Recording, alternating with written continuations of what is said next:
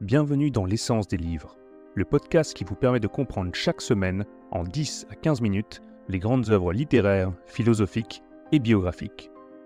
Abonnez-vous à la chaîne et cliquez sur la cloche pour ne pas manquer les nouveaux épisodes. Bonne écoute. Aujourd'hui, nous allons nous plonger dans La carte et le territoire de Michel Houellebecq, un roman publié en 2010 et qui a valu à son auteur le prestigieux prix Goncourt. Michel Houellebecq est l'un des écrivains français contemporains les plus célèbres et controversés. Connu pour ses romans qui mêlent critique sociale, philosophie et analyse des dérives de la modernité, Houellebecq nous offre ici une œuvre à la fois satirique et introspective. Avec La carte et le territoire, il interroge les rapports entre l'art et le monde tout en explorant les zones d'ombre de notre société contemporaine. Passons maintenant à l'histoire de ce livre pour mieux comprendre comment Houellebecq nous plonge dans ses réflexions sur l'art, la célébrité et la condition humaine. La carte et le territoire suit la vie de la carrière de Jed Martin, un artiste plasticien aux talents variés. L'intrigue est divisée en 3 parties distinctes qui correspondent aux grandes étapes de la vie de Jed. La première partie se concentre sur ses débuts dans le monde de l'art. Jed commence par photographier des cartes Michelin, ce qui lui vaut une certaine reconnaissance dans le milieu artistique. Il tombe ensuite amoureux d'Olga, une responsable marketing russe. Leur relation est passionnée mais éphémère, car Olga finit par retourner en Russie, laissant Jed face à lui-même. Dans la deuxième partie, Jed connaît un véritable succès en changeant de médium. Il réalise des portraits d'hommes et de femmes au travail. C'est dans ce contexte qu'il peint un tableau intitulé Michel Houellebecq, écrivain, pour lequel il collabore directement avec l'auteur lui-même, qui devient un personnage du roman. Cette partie culmine avec une grande exposition consacrée à son œuvre qui le propulse au sommet de la notoriété artistique. Mais la troisième partie bascule dans une atmosphère beaucoup plus sombre. Houellebecq, en tant que personnage, est retrouvé assassiné dans des conditions macabres. L'enquête policière, menée par l'inspecteur Jasselin, ajoute une dimension de polar au roman. Parallèlement, Jed, devenu riche et solitaire, se retire de la vie publique pour vivre en reclus, s'occupant principalement de la gestion de l'héritage de son père. Le roman se termine sur une note mélancolique où Jed se plonge dans la photographie des objets inanimés et des paysages en décomposition, illustrant une vision désenchantée mais lucide de l'existence. Maintenant que nous avons une idée plus claire de l'histoire, intéressons-nous à quelques personnages essentiels du livre. Donc évidemment, Jed Martin, le protagoniste, est un article talentueux mais distant.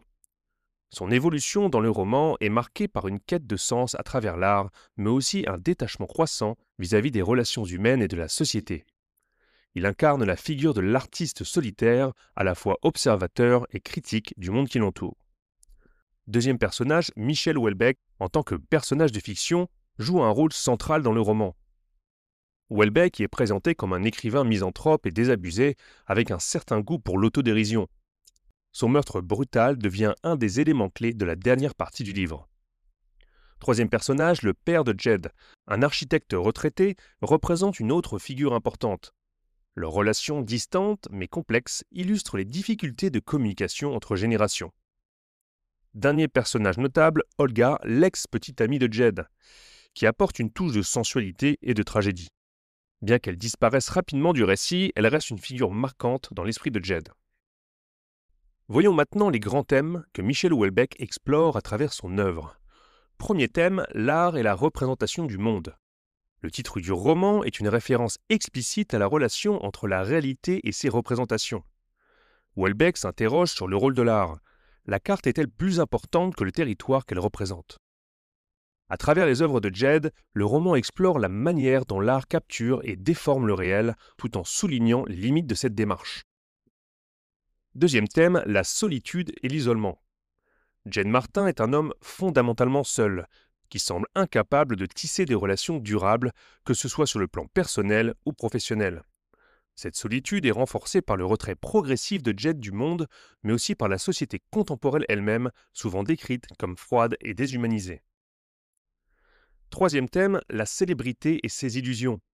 Le succès artistique de Jed le propulse au sommet de la reconnaissance sociale, mais il n'en retire ni satisfaction ni bonheur durable. Houellebecq montre ici les illusions de la célébrité et le vide qu'elle peut engendrer. Dernier thème, la décomposition du monde. Dans la dernière partie, les photographies de Jed sur des paysages en ruine ou des objets en décomposition symbolisent une vision pessimiste du destin humain.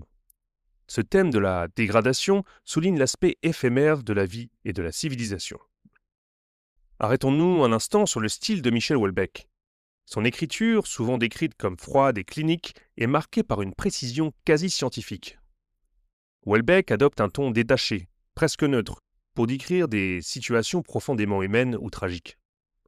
Cela crée un contraste saisissant entre la sécheresse de la forme et l'intensité des sujets abordés. Ce style qui alterne entre descriptions minutieuses et réflexions philosophiques peut dérouter certains lecteurs, mais il renforce le sentiment d'aliénation et de vide existentiel qui traverse l'œuvre.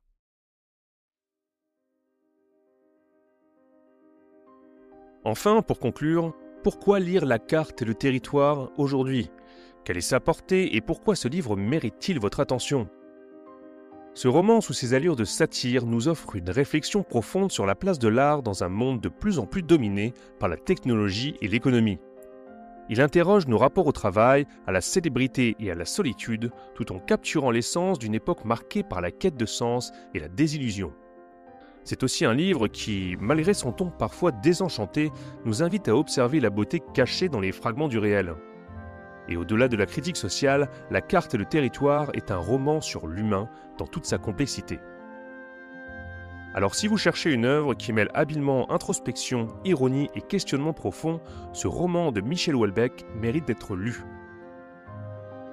Merci d'avoir écouté cet épisode de l'Essence des livres et à bientôt pour un nouveau voyage au cœur de la littérature.